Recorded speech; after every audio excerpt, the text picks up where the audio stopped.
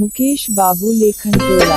ये हो का बताई हम हाय अजीत हलचल जी। अरे अबुआ रहनी का जाने केकरा से हाथ बहई धरा रहनी। हमार तनिको दुख दर्द में शामिल लखन होखत ना। हम आज तक ले कोनो सेज के सवाद बुझनी। कैसन ई दिन हमरा देखे के पड़ता। इहवे देखी हम अंजनी बक कितना फूलल फल रहतारी। अपू बके देख ली हमें, राम बाबू बके देख ली, दीपक बके देख ली। हम का कोई हम अपन दिल के दर्द सुनाई नहीं सकता नहीं हरा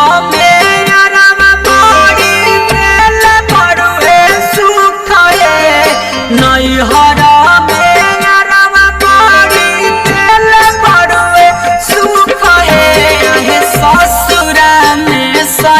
हमारो बुझे नहीं दुख है। आहे ससुरा में सैया हमारो बुझे नहीं दुख है। जवनिया जेवे के ओकर नहीं के भीतर भूख है। जवनिया जेवे के ओकर नहीं के भीतर भूख है। आहे ससुरा में सैया हमारो बुझे नहीं दुख है। आहे ससुरा में सैया हमारो बुझे नहीं दुख है। जा कैसन तू मरद बाड़। जहिया से बियाह करके लैले आज तक ले ना कुछ टिकुली लिया के देले, ना सेनूर लिया के देले, ना कोनो मन जोग साड़ी लिया के देले बाड़े। ओही ना हमार सिंगार छूछे छूछे रहता।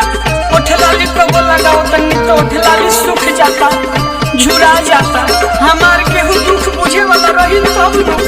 अरे नैहर के इयरवे हमारा ला ठीक रही टाइम से कम से कम लिया के देत रहे नु।